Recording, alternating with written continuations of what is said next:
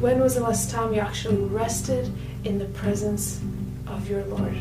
When was the last time you rested and just had that still moment? When we abide in His peace and walk in His Spirit, we manifest the fruit of His presence, and that's His peace, in which our soul finds complete rest. If you haven't had that time of rest for a while now, I want to share with you this great book. It's called Nice Girls Don't Change the World by Lynn Hivels. And there's a part that I took from this book that I hope you enjoy. There were still tasks and duties that I had to do. But whenever possible, I did the only thing I truly had energy for. I sat in an easy chair and looked out the window. At first, I felt horribly guilty about these quiet, unproductive moments. I try to fight the exhaustion and I think to myself, okay, today I'll get busy again, I'll prove my worth again, and I'll chase God's love again. But I couldn't do it. I didn't have energy for it. So once again, in the free moments of my days, I took up my post by the window. I sat there and watched the summer leaves take on the colors of fall, and the fall rain turn to snow. I watched the birds sing in the apple tree, and squirrels play tag in my yard. I still felt guilty and utterly useless, but I couldn't deny that something deep was beginning to stir in me as I yielded to the beauties of nature. As fall turned to winter, I built fires in the fireplace, listened to music, sipped fragrant steaming tea, and lingered over the pages of art books. Alone in my bedroom with drapes down, sometimes I even danced.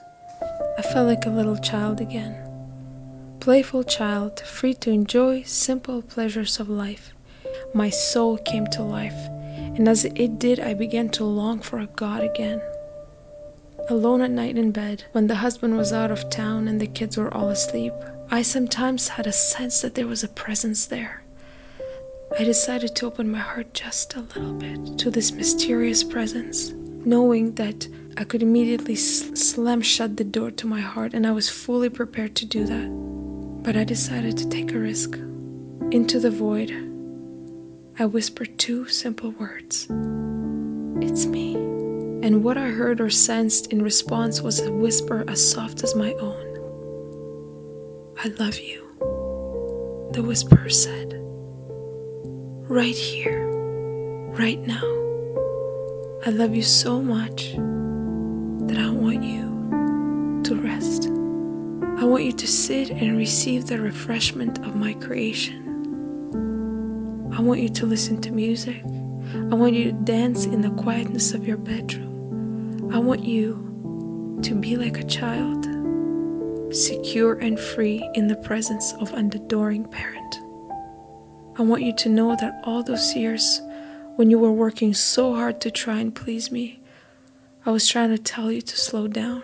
I saw you killing yourself from the inside out and try to stop you, but the many voices in your heart drowned out the single true voice in your heart. I wasn't the one cracking the whip, the one telling you to work harder, the one who made you feel guilty when you relaxed.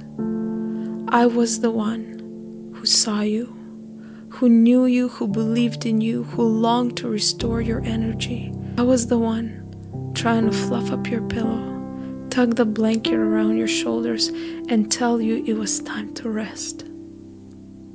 I was the one trying to love you. In the past, my Christianity was focused on work and effort and striving. I can honestly say that the center from which my spiritual life flows today is the time I set aside daily to be silent in the presence of God.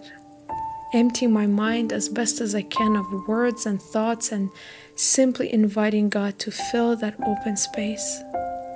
Every time I do this, I feel as if I fall into a well of love. My hope is that you will experience a moment of rest and release, that you will let your shoulders drop, take a deep breath, and relax. We want to give to others, but we must receive first. And I pray that you will hear the gentle whisper of God's love for you so that your life can be grounded in that love.